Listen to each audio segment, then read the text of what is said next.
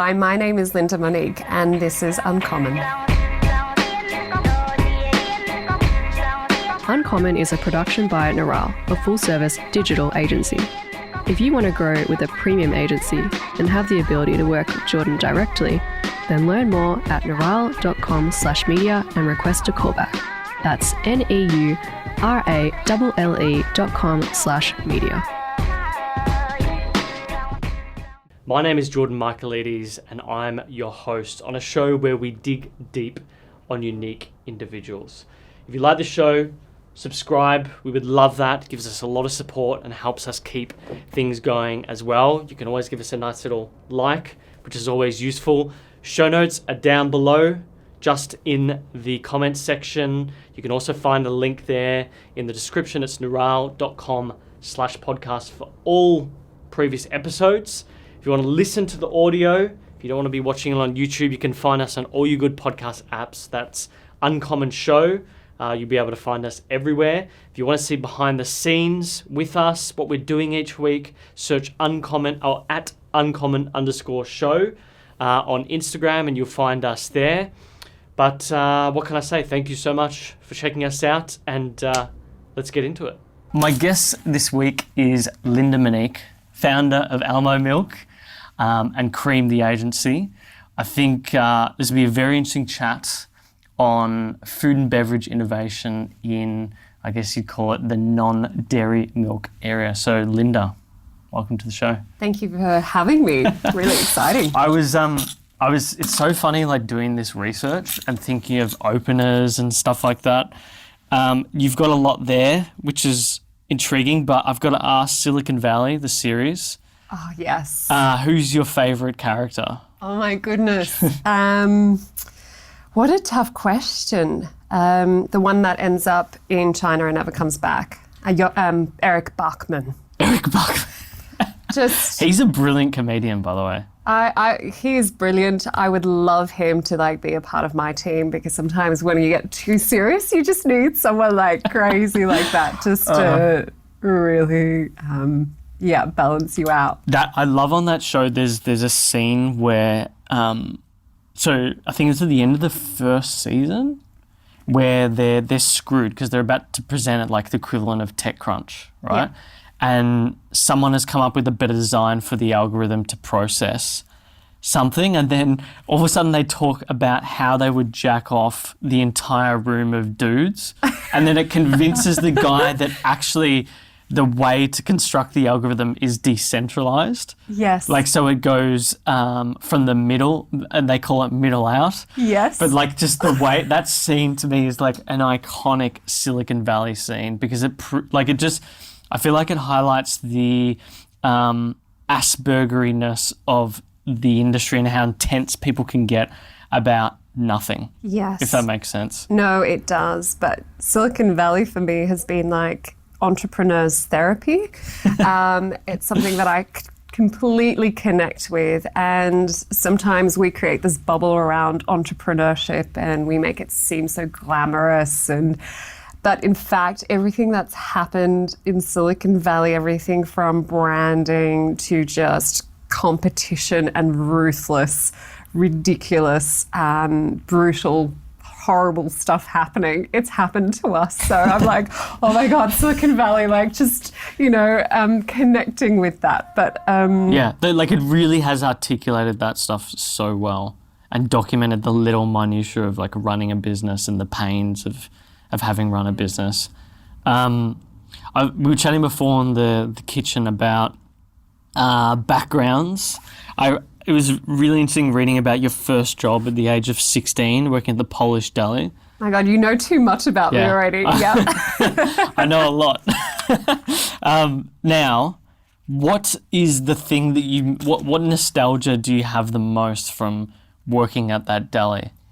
Wow, so the owner actually had a missing finger. Oh, wow. And, when you're dealing with shaving Kaiserfleisch, hams, you sort of acquire all this knowledge about all these ridiculous types of smoked meats. I remember working there every Saturday and Sunday starting 6 a.m.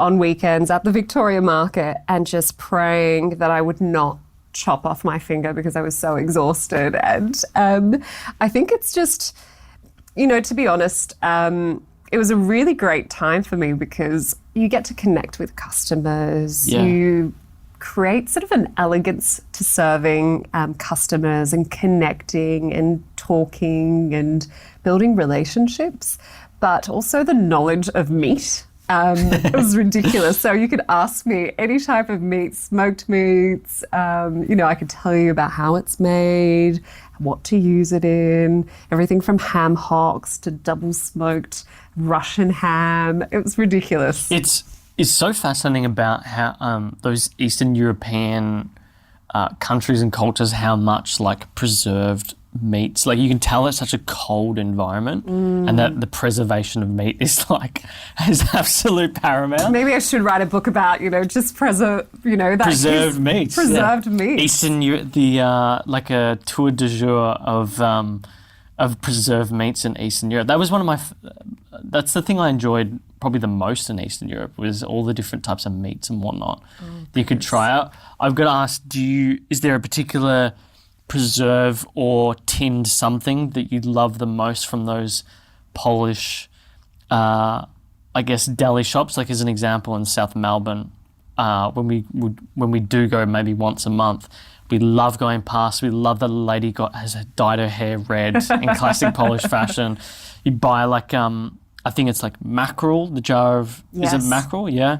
And they have, Lauren's dad loves this thing called, I think it's schmelz. Yes. It's sort of like fat and like the runoff of like meat. Absolutely, that you it's have just on pure bread. fat, pork fat that literally you just put on bread. So those two things are like just amazing to me. What do you have something in particular? Oh my God, it sounds super weird, but there's like meat in jelly or fish in jelly. And so for someone, it would seem like canned dog food, but you would eat it with horseradish, and that's really delicious and just gelatinous. But yeah, it's something that you grow up learning about and experiencing and eating all these delicious random foods and then overdosing on way too much meat. Do you have like an early memory of your childhood at all? I do have. I remember my grandmother coming to stay with us for a year and making pierogi, which is like Russian or Polish style or Russian style pierogi dumplings. But she would make them with blueberries and apples. So you would have a fruit version, cream drizzled on top, and a bit of sugar. And it was just so delicious. Damn. I've never had dessert-style pierogi. I know that they have them at the Polish festival that's on every year. But yeah, I'm just used to having the classic pork dumplings, fried style. You get to the point where you overdose on pork and you're like, no more pork. It's a bit much. Like it can really, and just the amount of flour that must go into the casing as well. Yeah. You just feel, you have a good food coma afterwards. Absolutely. Do you think there is a particular lesson that you've learned from either of your parents growing up, like a principle that you hold with you today, something direct or indirect at all?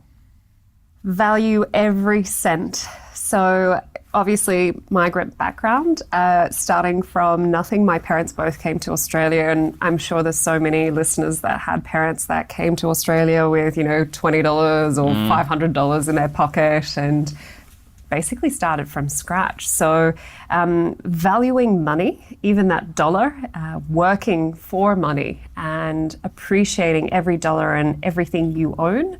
I think growing up there was always an appreciation from just the clothes and how you presented yourself through to how you used and valued money, which was almost sometimes could be considered a little bit bad, where you wouldn't spend money on yourself, you would save everything. And I guess that really just taught me the principle of really creating something out of nothing. Yeah. I think it's like that value emphasis. Like if you're going to spend money, it has to be spent really, really well. Like I remember my grandpa had like a 3-piece suit that he'd wear to the beach. It was like a Xenia suit back in the day. But yeah, those like little things which sort of makes you, in this modern era, people would consider a penny pincher, but I would just almost consider it conscientious. Yes. But yeah, it's a very common attribute amongst immigrant families, I think. Do you, your parents, which do you know how they came out here, or like when they came out here? Yeah, really two very different stories. My mum actually got a scholarship whilst she was a nurse to go work with heart surgeons in London.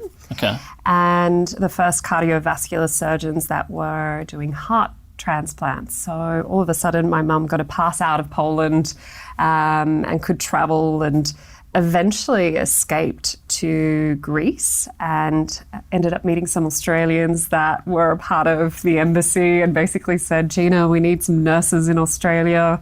We'll organise some visas for you. Just come on out. So through living in Greece for over a year, my mother just met a bunch of Australians there that wanted her to come over. So wow. That was Mum's story, which was slightly easier. Dad was really hustling and trying to escape Poland during communist times and somehow ended up in New York, where his auntie unfortunately had passed away. So Dad recalls sort of and recounts these stories of being beaten up by Portuguese gangs in Brooklyn and then coming back to Poland and somehow going to Sweden to visit some of his other sisters. But the way in which he escaped ended up literally going down to Italy and being a part of a migrant camp and waiting to get a ticket out of Australia and a ticket out of Italy, and eventually made it to Australia, where one of his other sisters had migrated to. So Dad just stuck it out in some camp in Italy and was painting houses and doing all sorts of things. Jeez. So he had a bit of a harder slog getting to Australia. Yeah, I think for my grandpa was, back then you could go on the Chandris line, which was like this line that went from London or sort of that area to Gibraltar, to Malta, to Greece, to Suez, to Sri Lanka, Perth, or like maybe it stopped through Malaysia or something like that. And I remember like his decision, which really determined that I was even born, was, where is there not a Greek newspaper? Because he was a printer. So that was number one. And where was there a large Greek population? And so the two cities came down to Melbourne and Buenos Aires. Because Melbourne is like the second biggest population outside of Athens, still is today. And I think it was because he was from Cyprus, which was technically a British protectorate. So he had British like citizenship or like a protectorate. It's really weird. I've actually still got the passport. It's incredible. Yeah. And so that gave him free rein just to go to Melbourne. Wow. And here we are. And then he met my grandmother, and then now we exist. What a story. I know they Such have is some life. interesting adventures, to think what they did back in that day and age to escape and set up a new life. Yeah. It's part of the fable of being an immigrant, right? Part of the story. Which is why I think I love stories. I love stories too. Yeah. I have way too many stories, and I love listening to people's stories. Because like you'd be sitting at the table and stories is like everything. You'd have one family member and everyone would just go hush. And they'd speak like deeply, and then all of a sudden it would like erupt into like laughter or arguments or something like that. So that's like literally the reason why I love that sort of stuff. But yeah, I feel like it's a commonality amongst like immigrant backgrounds.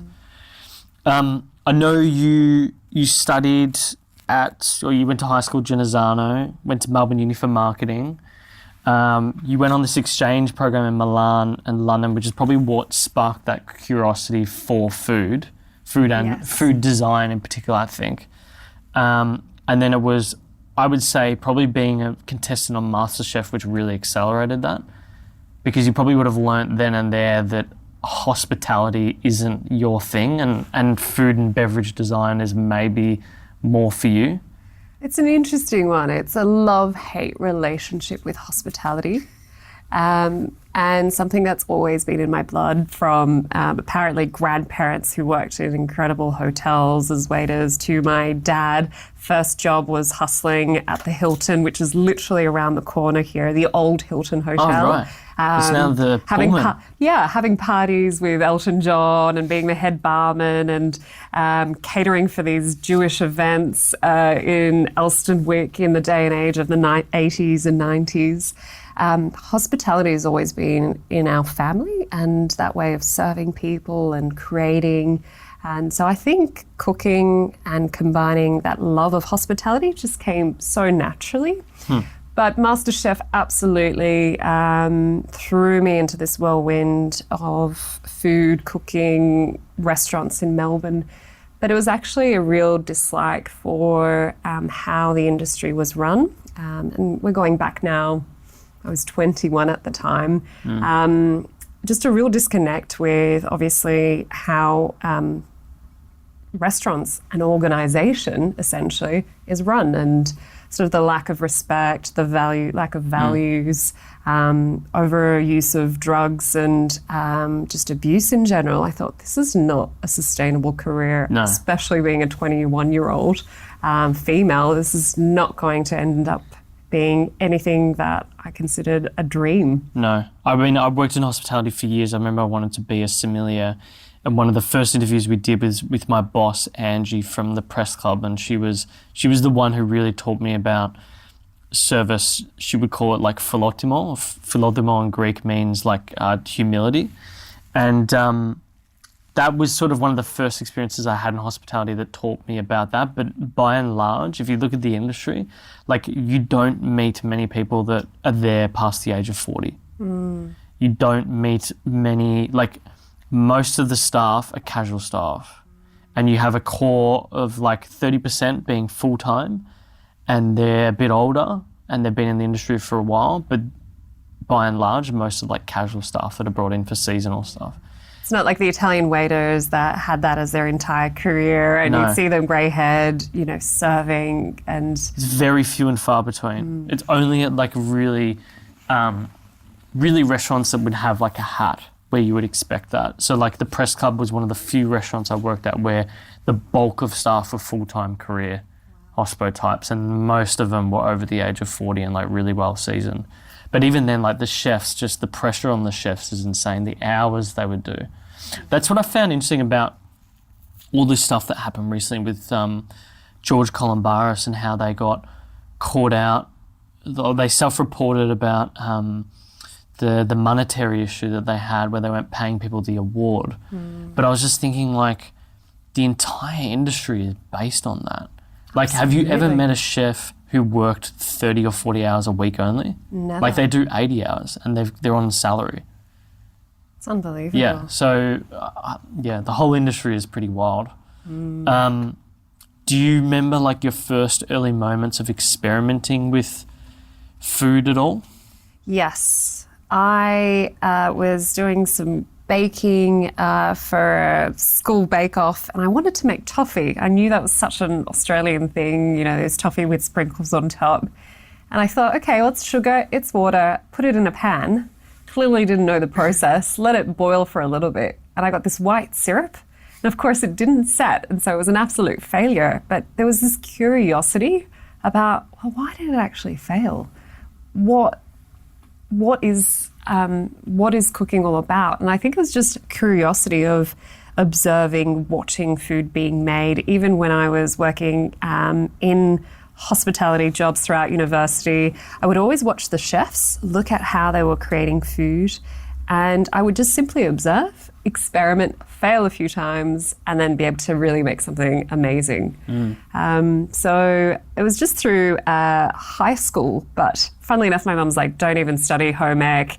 That's going to be absolutely stupid. It's not going to help you with university degrees and blah, blah, and that's just a passion. Forget about it. So I was like, okay, I won't study that. I'll just do another maths subject instead.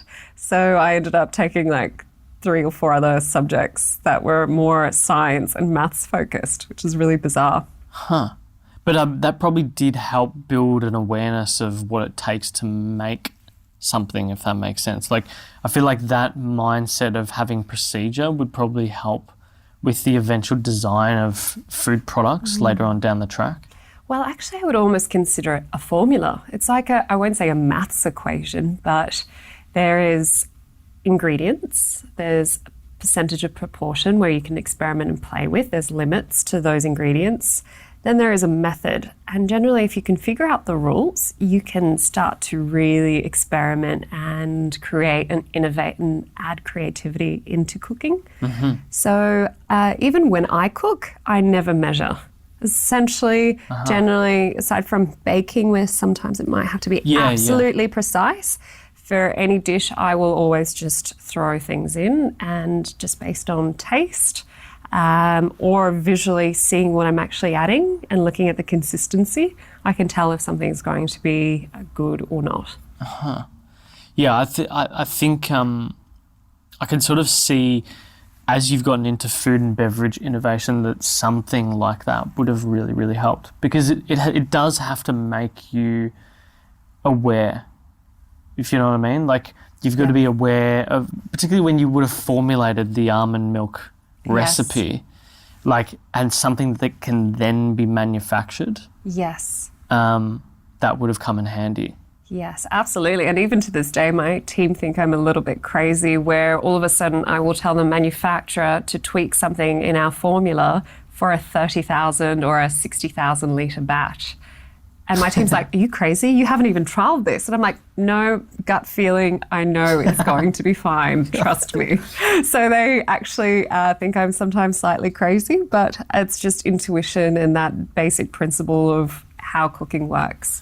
I'm really intrigued to get into the process of how this is actually made, because I was watching like non-stop videos about the making of almond milk, like the other day on YouTube.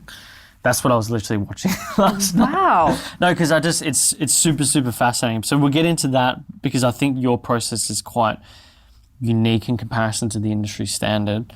I've got to talk about your autoimmune issues, because I found this really interesting, because this is what got me into consuming almond milk and all this sort of stuff, because I have IBS. Yes.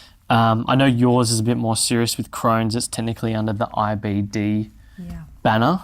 We've got family members who've had Crohn's. I've actually had like a family member had to have part of their bowel removed. Yeah, it's not fun. It can be really serious. Brutal.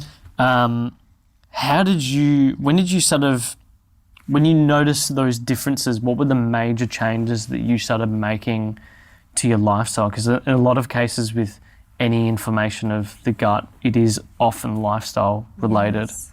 Well, I was 15 turning 16 when I got diagnosed with actually ulcerative colitis, similar to Crohn's disease, but they fall in the same branch. Colitis sort of gives way to Crohn's, right?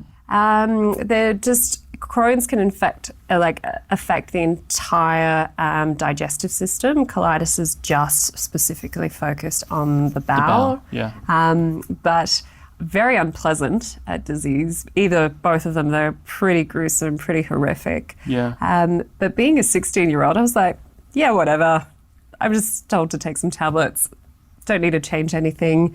And it was actually through a very painful process of going in and out of hospital for the next 10 years that I was like, okay, clearly I've got to look at alternatives and let me see if I can change my diet and try a paleo diet, and then let's try this diet and let's remove dairy from my diet, and maybe let's take out meat and let's take out this. And it was just this constant evaluation of what I was eating. But that whole limitation of food, especially then being on MasterChef at the age of 21, I actually never told the producers that I had the disease and that I was actually recovering from an episode. But I was on steroids at the time. And when you're on steroids, you're literally like hyper, you're wanting to eat everything from donuts. It's like, I don't know, maybe being pregnant or something, but it's changing your hormones. It's absolutely crazy. And sometimes when I was in my weakest state, and your guts are bleeding inside out, you're deprived of all essential food. So you're on rice, you're on stock, you're on white bread. You can't have fruit or vegetables. You can't have anything that's delicious. No alcohol, no sugars. And so being on this bland diet of nothing, I would literally start to fantasize about food. I'd be like, oh my God, that sushi, just fresh sashimi and chocolate. And oh my God, I will eat this when I'm better. And I would look at food completely differently. So it was interesting how being oppressed and denied basic, delicious food somehow drove me to love food and cooking. But that obsession became, I won't say unhealthy, but my love of just everything from wine to the most delicious, indulgent food and dining at the world's best restaurants. That eventually took its toll where I would still keep getting sick and end up in hospital back in the same sort of horrible cycle.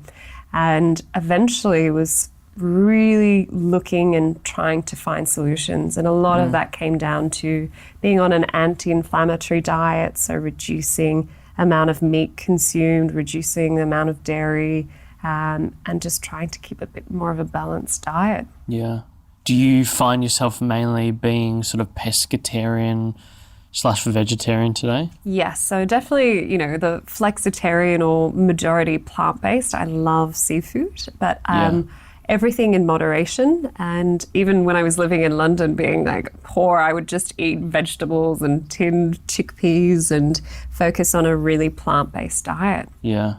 Yeah, I found more and more that eating sort of a Mediterranean diet, I think there's something to say about where your ancestors have come from. It's obviously really hard when you've got something like an IBD type disease. Like IBS in comparison just pales in comparison to what that is. I just, I've had this friend of mine who has Crohn's. It sounds similar, like he would have to go into hospital and get sort of not a transfusion, Infusion. But what would they normally give you? So when you're very sick in hospital, they'll inject you with high doses of steroids to first suppress your immune system. And there's a new class of drugs called immunomodulators, which basically tweaks your immune system entirely. So I actually go into hospital every 8 weeks for treatments to have these infusions. Wow. And that keeps me sort of ticking along, really, and alive and out of hospital without my guts removed, pooping out of a bag. So I'm actually really blessed that I have not had major surgery. Something that I have been this close multiple times to having my guts removed, which is a scary, really scary thing to face, especially when you're a young 20-year-old, to just even imagine and how that could impact your life and the changes you then need to make to your life because you're literally shitting out of a bag. It's horrific. Yeah, it's really, really bad. Like I said, that family member has had part of their bowel removed. It's not. He's so particular now about his diet, but he has to be. It sort of seemed like during this period is where, in a lot of the interviews you spoke about, you were going to non-dairy based milks, and probably like most of us that switched to this, you thought, God, this stuff is shit. Yes. Like it's either sweet or it's full of things. Like for me, as someone who had fructose intolerance and lactose intolerance, the amount of things in it would set me off. So I couldn't even really have it. I just want to think of what did I used to have a couple of years ago?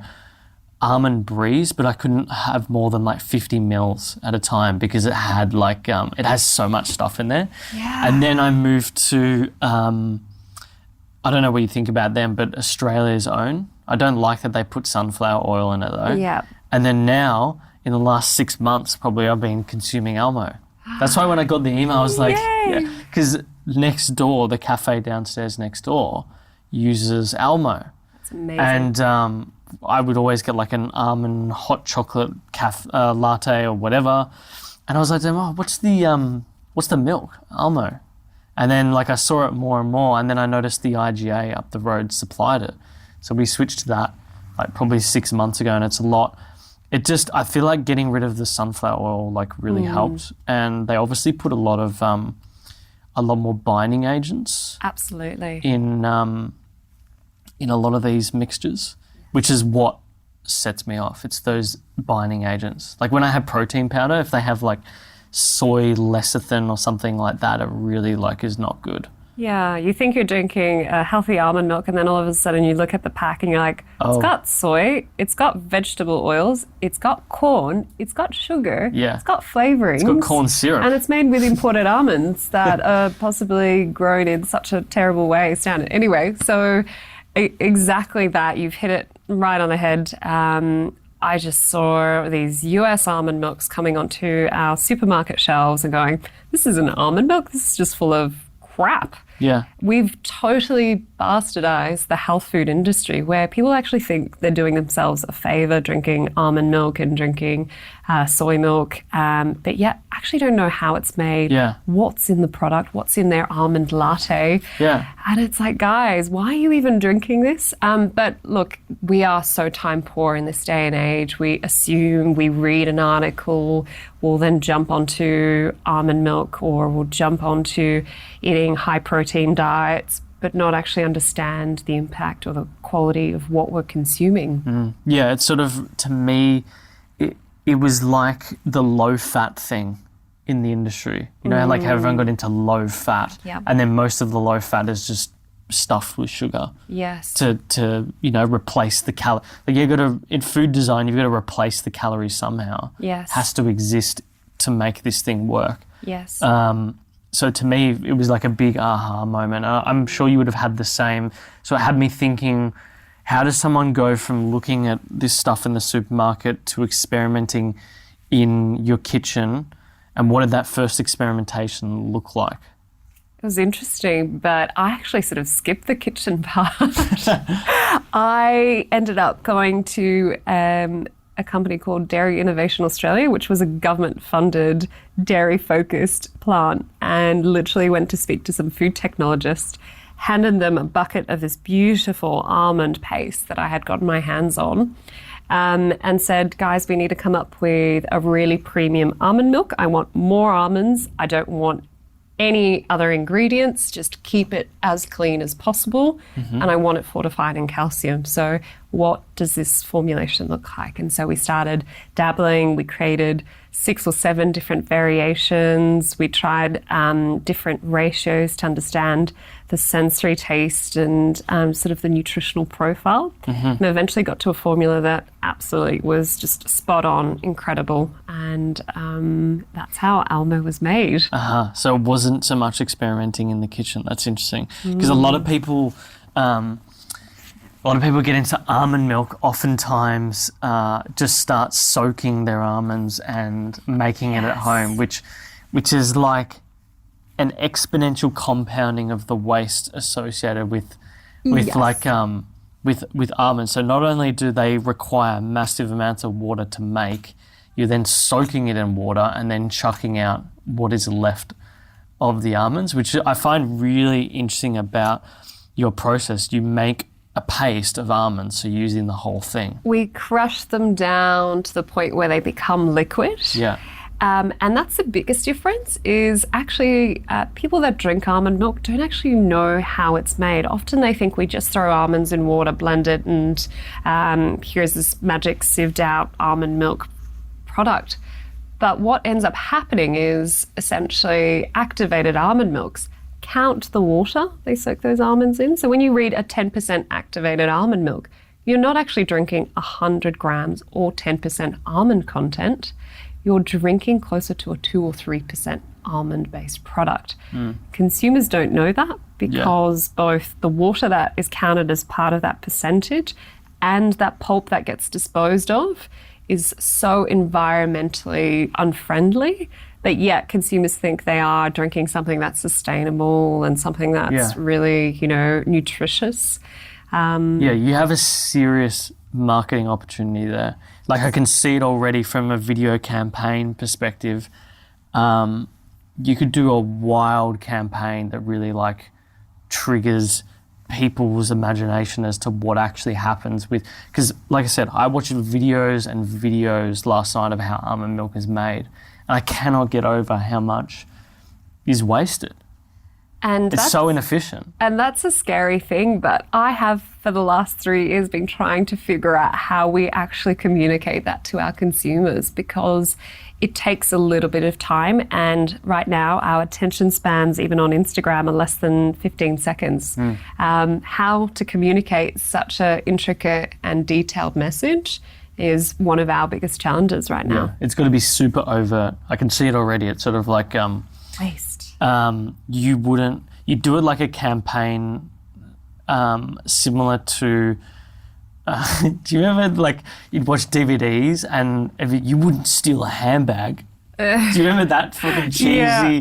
And it still remains in people's memories. You do something like that where it's a real comparison of the two side by side. You can do it in less than 10 seconds easy.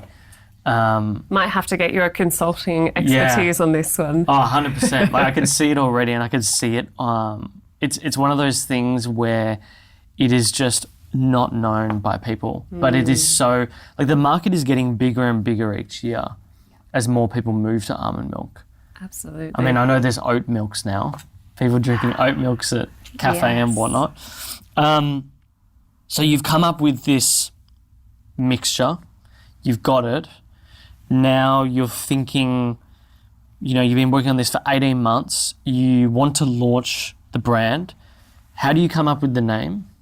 Because the name selection is really smart because it has immediate connotations to almonds. Yes. But I think the smartest move you was deciding to go down the route of baristas, because that was, like, as an example, how I found it, and also an easier procuring area than, say, supermarkets. Because supermarkets, you're waiting on a big honcho decision maker, whereas in cafes, they're all decentralized. You've got many different people that can make, cafe owners, but yeah, sure, I'll give it a go for a week. Well, I loved cafes to begin with. So in Europe, anywhere where I was traveling, I would always find the best cafe I could or a roastery and just connected with the people. And so I've had this love of cafes. And I always saw an opportunity. Well, if there's almond milk, someone's got to create a beautiful premium quality almond milk for the cafe market to use. So that was always our number one position. We never wanted to focus on retail, but just the cafes, and making an almond milk that was really high quality that would work well in coffee. So that was our original proposition. But the biggest challenge, funnily enough, was when we actually launched. We came first at Melbourne International Coffee Expo. Our price point was $1 higher than our major competitor that had literally launched a product that very same day that we had launched, with big budgets, crews on the ground in every state. And all of a sudden we were at war in this ridiculous situation in Melbourne where it was like, how much free stock could you give to cafes? And so actually we realized that retail was in fact an opportunity for us that our competition couldn't access. And so we almost pivoted and, we did pivot actually and ended up focusing more on retail than cafes. We still service cafes, but retail has become a primary focus for us. Yeah. And that's everything from health food stores, independent grocers, IGAs. And over the last 3 years, we've built our entire business off these incredible independent supporters of ours. Mm-hmm.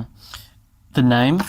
Almo. So yes, going back to Almo, really simple. Originally it was going to be called Matilda's Milk because being very Australian, I thought, what's a really beautiful, innocent, lovely, neutral name that really can convey the message of being clean and nourishing.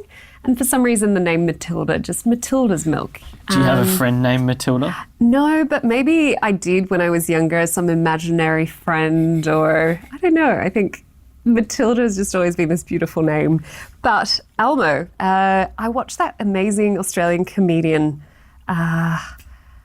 tell me, and he did this little skit on YouTube where he would shorten all the Australian words. So when we say breakfast, we say brekkie. Ambulance, ambo. service station, servo. And I think I had watched it at the time. I'm like, almond, Almo. Yeah. And I looked up the word Almo. In Latin, it actually meant nourishing and sacred. So I thought, well, what a brilliant name. And even the feminine, Alma, means nurturing mother. So the fact that milk, nourishing, sacred, there was something really special about the name. To take it a step further, the real reason why I thought this is actually going to work stems back from Greek, alpha and omega. Yeah. A, O, and my initials in the middle, Almo. Alpha, omega, There you go. Linda, Monique, beginning and end. I was like, okay, that's a sign. I'm going to take that. Ooh, we have to run with this product. Just random. That's so good. No, it is a really easy name that rolls off the tongue. I think it works really well. Although when I say it, sometimes, depending on your accent, I've got this weird mush of Europe, languages, everything. So when I say it, sometimes it sounds like tickle me Elmo. Yeah. Not, like, depends. So I get in a lot of trouble from Lauren for this because I've got, I've been told there is a distinct accent in Victoria where if you say salary and celery. Celery? So salary, like you earn a salary and you eat celery. Okay. Does that make sense? Yeah. They sound very similar. Yes. I've forgotten what the name for it is, but there's words like that. So Ellen and Ellen. Ellen, yeah, it's really hard for me to say Ellen, the girl's name, and Alan, the guy's name, and make them sound different in conversation. Yes. Yeah, I just find that like it rolls off the tongue a lot easier, Almo. Armo. Yeah, whatever. Yeah. Guys. How did you come up with the package design? So I was really scared knowing that I was putting a lot of money into producing an almond milk and having very little budget. I sort of designed the product myself. Being an absolute minimalist at heart, I actually instructed a packaging guru who worked at the packaging company we were sourcing our sleeves from and got her help just to create our product. And I basically said, well, we want something to represent that beautiful almond cream or the paste that we use. We want it to make it look high quality and less is more. So let's just make it really clean, white. And so working with her, developed just this beautiful design for the brand. It's evolved over time.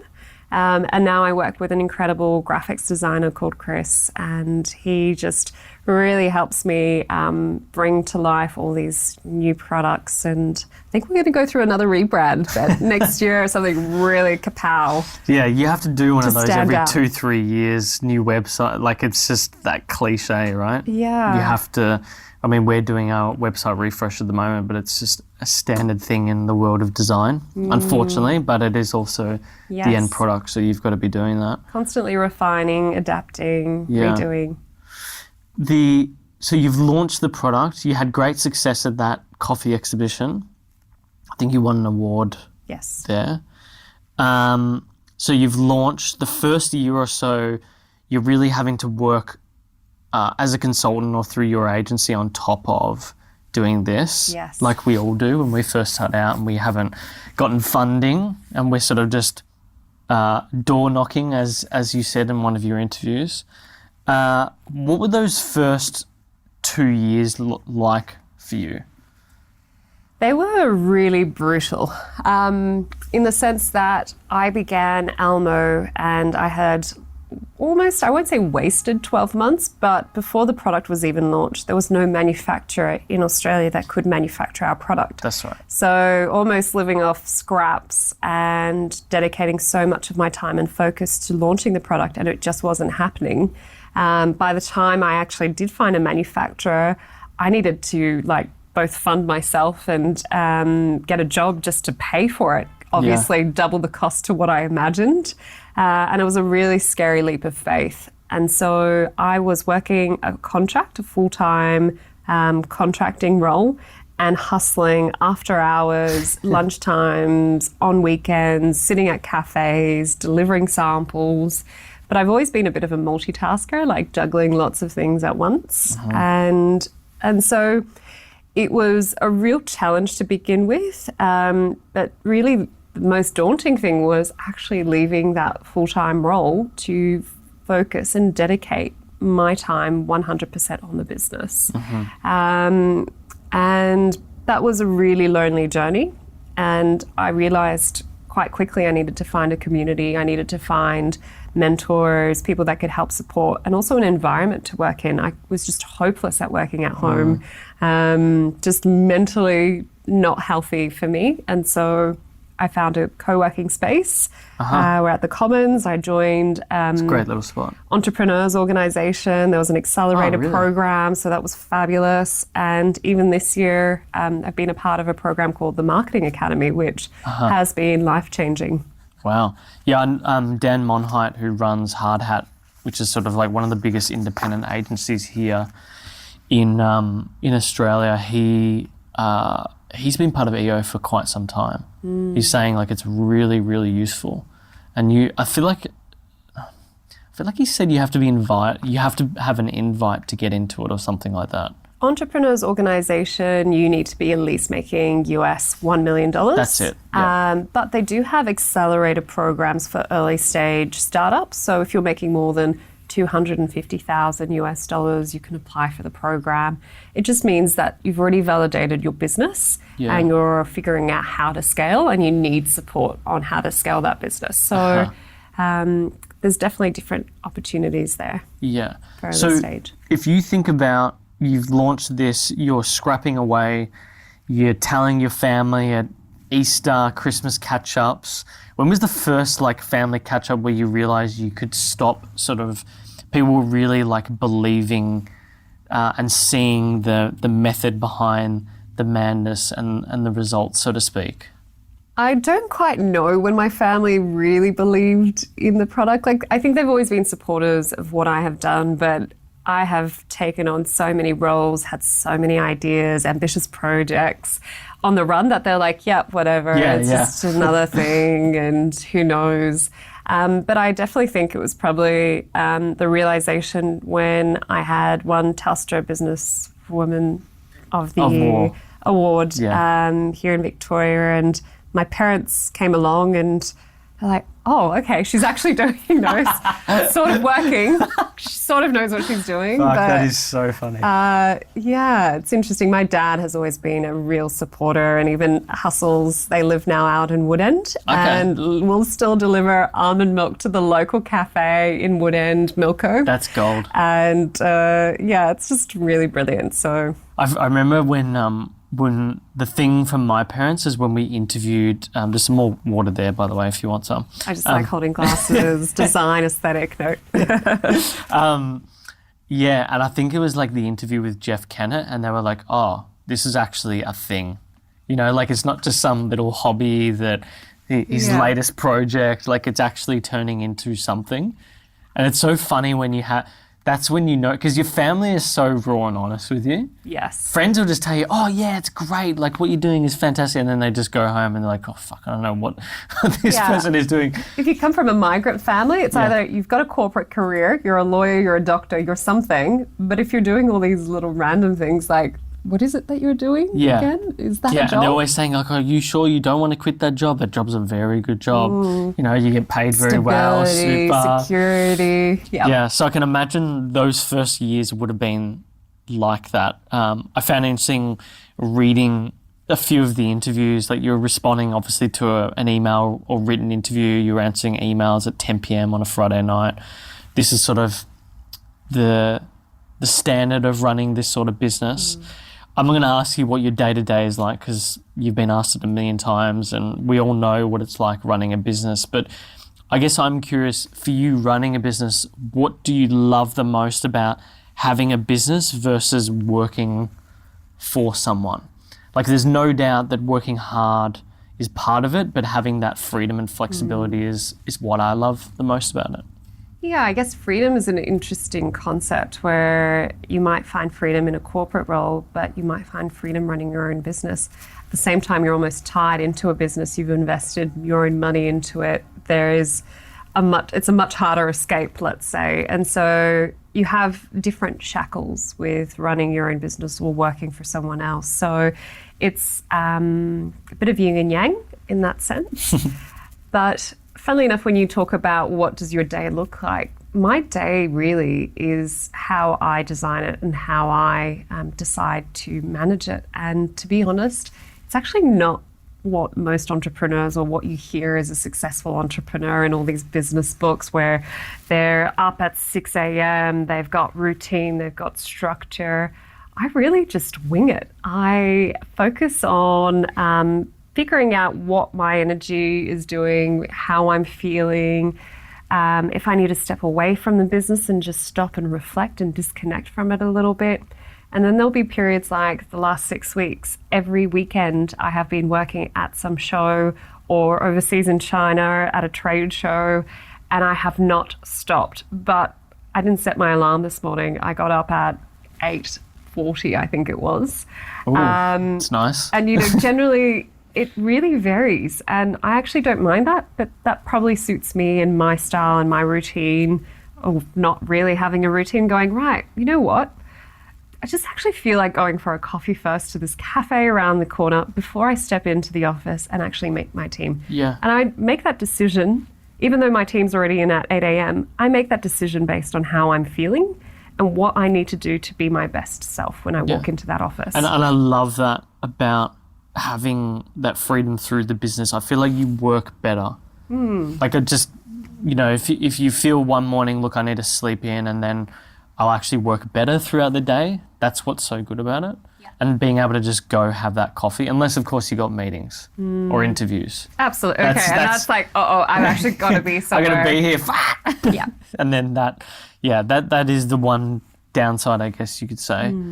When you're thinking about Almo today, you're in Australia, New Zealand, Singapore, Malaysia, and Hong Kong, amongst 8 countries in total. I know you're hiring for an operations manager mid this year. Yes.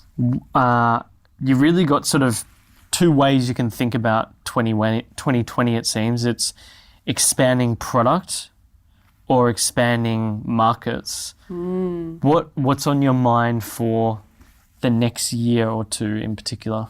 It's really interesting, but every year I definitely pick a theme of what we're trying to achieve. First year was all about distribution, creating a distribution network across Australia.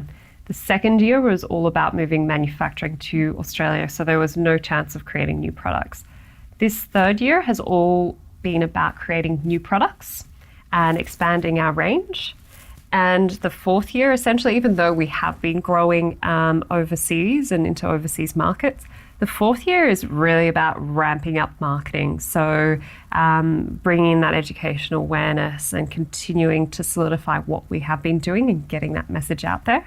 Still feel like we haven't had that opportunity to get our message across. Yeah. So absolutely, our fourth year is going to be everything about marketing and ramping things up to the next level. Yeah, and I think the way you've approached it is probably the smart idea. You've really focused on product and developing that and building that infrastructure, and now you've got the word of mouth, someone like myself going to the cafe, finding out about it, it's at IGA, you can really start to accelerate or pour gasoline on that fire, which is probably the smarter way to approach it. Yeah. The process, we've got to get into this because this is should be a key focus of your marketing, I think. Like I said, last night I was watching these videos, and you've got quite an interesting relationship because you've got a supplier who gives you, I think, 100% of your almonds, which is the Almond Co. Australia and South Australia. You've got your manufacturer now down the road. Interesting to know. I didn't know Australia obviously was the number 2 grower of almonds in the world. But it makes sense if you think about the landscape here versus, say, California, quite similar. Probably a bit more available land and a bit more water. Yes. Tell me about the actual process itself. What does it look like? All right. From start to finish. Let's start with the trees. Okay. So you have an almond tree. So almonds grow on trees. They look like apple trees. And harvest happens once a year. It happens in February through to March. So once a year, almonds will be harvested. And they're actually, funnily enough, machines that grab the root of the trunk of the tree and literally shake the nuts off the tree.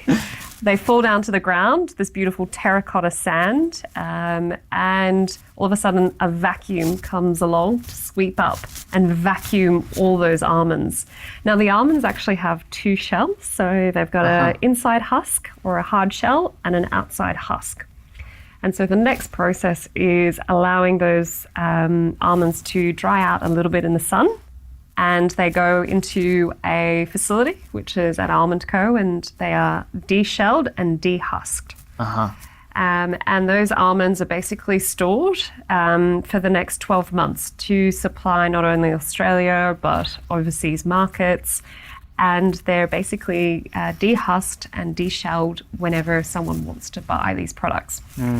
What ends up happening is you get a lot of chipped, cracked, broken almonds, and generally that goes into muesli products, smoothie, let's say just manufacturing grade cookies. But we realized there was an opportunity, rather than taking almonds, beautiful whole almonds, and soaking them and then throwing out this beautiful almond meal or pulp, to actually churning the almonds into something that looked like tahini. Yeah. And that's a thick, delicious, nutritious paste that uses all the manufacturing grade almonds. Like apples, there's a whole range of varieties of almonds. So super proud, but Australia grows some of the highest quality almonds in the world. So there's nonpareils, there's Price, there's Carmels. These varieties are really delicious. They require bees for pollination, whilst the US might actually have varieties that don't require bees but taste like chalk. And so... Yeah, you can really taste that, by the way. Yeah, that's a big difference as well of what we do. The next thing is, do we use roasted almonds? Do we use blanched? Do we use the skin? And so secretly, we take the skin off our almonds. We use a blanch paste. And simply because realize that for digestive issues, the skin itself can cause or contains lectins, something that sometimes can be quite abrasive for people that have digestive issues. Yeah.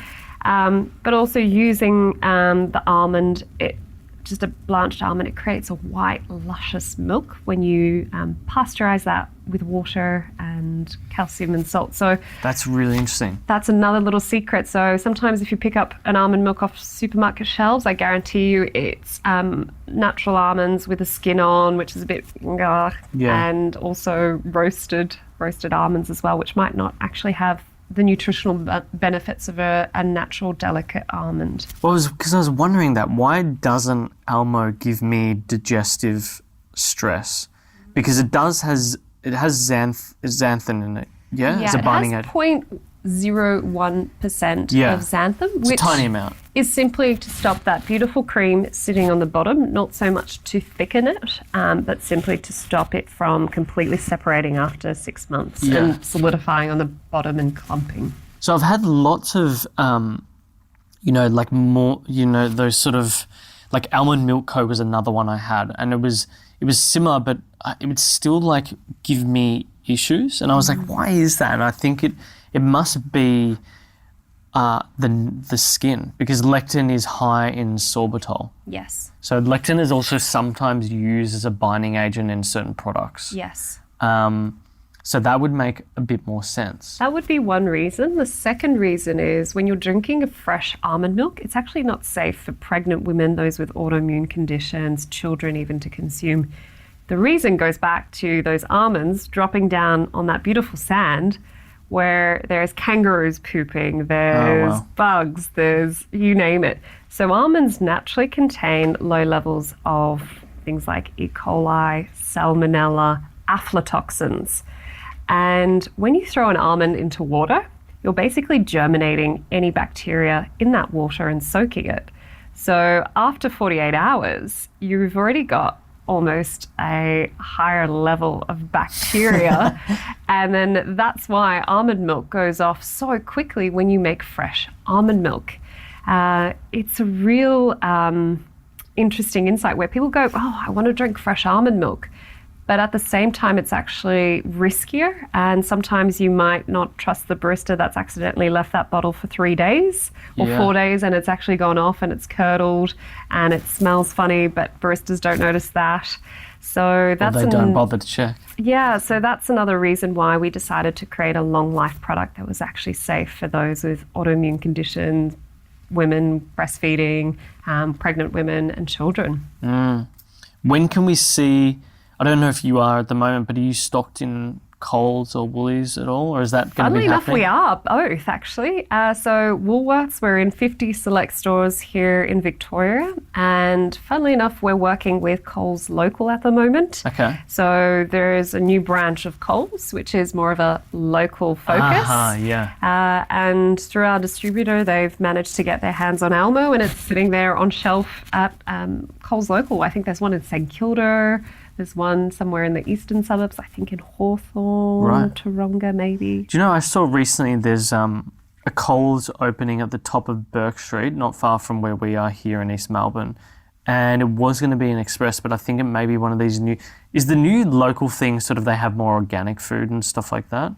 It's interesting. I think it's a really refined offering, local-based products. So if there's any Victorian products, they'll try and prioritise adding that. A bit more of a premium offering from the day-to-day usual stuff that you find at Coles. The size and the format is quite different, and it's also more experiential. So you can fill up your own jugs, you can do all sorts of other things. So retailers are now testing and trying to refine what it is that they offer for consumers and customers. Okay. You mentioned before, or in other interviews with this process, just going back to farming, about irrigation practices in California versus Australia. What were like the key differences with that? Big difference. If you own a piece of land in California, you can basically take all the water that is beneath that land and you don't pay for it. So whatever you find, it's yours. Whilst in Australia, with every piece of land, there's basically brokered rights. So you're paying for every megalitre of water you consume. Now, this brokering system in Australia, all of a sudden there was a range of companies buying up those brokering water rights, and the price essentially fluctuates. But given the drought obviously in Australia, water goes through the roof. Or when you see more trees being planted, more vegetable crops being planted, more grapes for wine, all of a sudden the demand increases. So basic business principles. But here in Australia, we have significantly improved our irrigation standards and water practices. And sometimes almonds, yes, are attributed to consuming a lot of water, but it's nowhere near close to consuming water for broccoli, oranges, grapes, table grapes, even dairy. So it's all relative. And why water was such a significant issue in California was California simply grows 90% of the world's almonds. Of course, it's going to consume all of the water. If it was 90% broccoli, the world's broccoli, similar or even worse situation. So that concentration of farming simply, has an impact on water. Massive impact. Tell me, this is something I've been debating with mates recently, and I feel like you spoke about it at some point.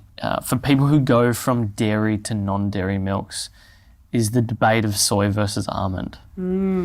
Now, I remember having a chat to my GP about this, and she explicitly told me that soy, is, particularly for males, is not good in excess. And she covered numerous studies that spoke about that because, she said, if you're fructose or lactose intolerant, I need to tell you about this. Even though she sent me off to a dietitian, the dietitian said the same thing. For the mates who are very pro soy, what benefits would you say are there to almond over, say, soy? So interestingly, soy is a bean. It has slightly higher protein, however, can bloat people and can cause digestive issues. The second being, soybeans are naturally estrogen-rich product, so of course have been attributed to and causing all sorts of hormonal irregularities. Yeah. When my mum had breast cancer, we completely removed soy and any soy-based products, even edamame beans, from her diet. Really? Because she had estrogen-positive breast cancer. So estrogen-rich foods, there's a whole list of them, and automatically we decided to remove that from her diet. Especially for consumers of almond milk, there's generally, it's much more enriched in other good fats, so monounsaturated fats like avocados. We fortify our almond milk in calcium, so that's just generally something else. It's got a lot of third of the vitamin E. calories generally than dairy milk or soy. So I guess it's just a balance really of understanding what you are consuming, but it actually comes down to the almond milk itself, not just almond milk in general or the soy milk. You might find some really high quality soy milks that come out of Japan. The beans have been fermented, whilst you might be drinking a soy milk that's really commercialized, hasn't been fermented, has 10 other ingredients. I truly believe it's not what milk you consume, it's the brand and the specific process around how that milk has been formulated. So for those that have their own cow on a farm, drink fresh unpasteurized milk, I say go for it. For those that make their own soy milk from fermented soybeans, absolutely do that, especially if your ancestors have been consuming soy. Almond milk, if you're drinking almond milk for health reasons or for diet-related reasons, do read into the almond milks that you are consuming. Compare the protein over percentage, because there's some misleading claims around percentage of almonds used. So yeah, 100%. That was the biggest thing I learned in particular. That's why I think you're going to have a really interesting opportunity with marketing that educational difference. yes. There's a lot of people that are unaware and would almost be annoyed about that fact. I think a lot of consumers will get very angry, and it's almost something that we would love to bring up and have the ACCC investigate, because consumers believe they're actually consuming 100 grams of almonds or 10% almonds, and it's actually really misleading. So there's a lot of diluted claims in the industry. There's a lot of stuff that we see on our end that we think is just not industry standard or industry practice. Before we jump into the rapid fire questions I like to ask all our guests, I got to ask, who are the sort of global competitors that we regularly see? If someone wants to consume Australian only, who are the global companies that you typically see on Australian shelves? So number one would be Califia Farms, and that's a Californian-based company using Californian almonds. Yep. Blue Diamond, which is a US-owned cooperative, US almonds again. Even Australia's own organic, majority of the time they source their almonds from overseas. That's interesting. We have Inside Out is now owned by Coca-Cola, which consumers won't know, but that's something that's happened really recently. And also Oatly, which is now owned by China Resources, a Swedish oat milk company that got bought out by the Chinese government, a Chinese government-funded company, and that is global. Yeah, I think there's a lot, like Australia's own, that's interesting to me, because I was consuming that, obviously, as I said. Yes. And I was just looking at the back of the packet the other day when I was in the IGA, and there's just not much there. And when I'm you guessing- see a $2 organic milk, you actually should question, because how do you get a significant amount of almonds that are organic at such a low price? There's something not quite right. I'm going to tell consumers and everyone else out there, you have to pay for quality. Sometimes you think you're getting a bargain and you're buying organic, but organic standards in Australia are significantly different from organic standards overseas and organic standards globally. So in China, we're actually not allowed to call the turmeric that we use in some of our products organic, because they have a completely different level of certification. Wow. So we simply believe in consuming local, because we know and trust that almonds are not fumigated in propylene oxide. It's something that consumers won't even know, and they'll be like, what is propylene oxide? Majority of US almonds are fumigated with a toxic gas to kill that bacteria, as we were speaking about. They're fumigated in propylene oxide. That's a banned carcinogen in Europe. So if you're drinking a coffee that's not our almond barista blend product, I guarantee you're most likely drinking propylene oxide fumigated almonds. Sorry to scare everyone. You're going to be like, oh my God, Linda, stop. No, I think this is really interesting because, again, it's this area where people will think low-fat good, but it's not. It's actually just full of shit. Yeah. And I think there's going to be quite an awakening, which is going to be very interesting. We need like a MasterChef version of the health industry or something just to like really shake and educate consumers. Yeah. No, you could definitely, I could see a campaign already. There's some interesting stuff there. All right. Rapid fire questions. We've just gone over an hour. What's your morning routine look like? Wake up. Definitely get out a really good batch of coffee, so coffee beans from any roaster, and make myself a filter coffee. Okay. That's my morning routine. And if I can't be bothered making coffee, I will walk to our nearest cafe and just have a ritual, close my eyes, meditate, and think of what I need to achieve that day. Okay. At night, how do you decompress? I have become really good at blanking out my mind, and absolutely Netflix binging is a good one, or going for a walk back from the office to home is generally what I do. Okay. Netflix, what have you been watching recently? Oh, Mindhunters. That's really good. Mindhunters is brilliant. The Crown, of course. Yeah. Really inspiring. Great series. And what else? I'm sure there's a lot to catch up on Netflix. All right, last question for you. You've got to pick a book. Christmas is coming up. For the audience, if you had to gift it to them, what would it be and why? The most recent and I think first Polish woman to receive a Nobel Prize for Literature, Olga Tokarczuk. I can't pronounce it properly. I should be able to pronounce it. Flights. It's a really bizarre, interesting, magical book that she's written. And she's also won some Man Booker Prize awards. But absolutely love her style of writing. It takes you to another level. It's a really unique style and something that will inspire the imagination. I think we're oversaturated with business books and 5 tips and do this and do that and productivity and efficiency. Get out of your world, be inspired by something else, rethink what you are here on this planet to do. Yeah, I'd agree with that. I'm reading a very interesting book at the moment called Tribe about, the premise of it is, why did a lot of white settlers in America run off to join Indian tribes?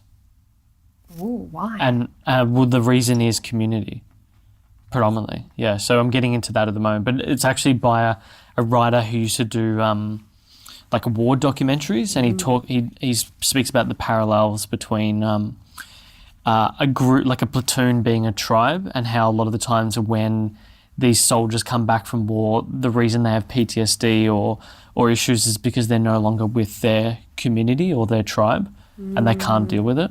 Fascinating. So it's really interesting book. Anyway, I'm only about a third of the way through. So, Linda, thanks for coming in. Pleasure. How can people find you and Almo on the interwebs? Definitely Instagram is probably an easy way to stalk us, so Almo Milk, or definitely LinkedIn if you want to personally connect. I'm always mentoring certain businesses and individuals. I love connecting and catching up with people for coffee, so definitely LinkedIn, Linda Monique, or Almo Milk, or www.almomilk.com.au. Awesome. We'll make sure we link all that, but thanks for coming in. Thank you, it's been a pleasure. Awesome. Thank you so much for watching Uncommon and this week's episode. If you like it, smash that like button. If you want to keep up to date with what we're doing, please do subscribe. We would love that. We'd love to build this audience that we're growing here of Uncommoners. If you want to keep up to date with audio, you can search for us on all of your good podcast apps. It's Uncommon or Uncommon Show. We'll typically find us. For social, you want to see behind the scenes this amazing studio that I'm sitting in, just search at uncommon_show. and everything will be there, including our weekly promos. But look, thanks so much for stopping by. Until next time, thanks for watching.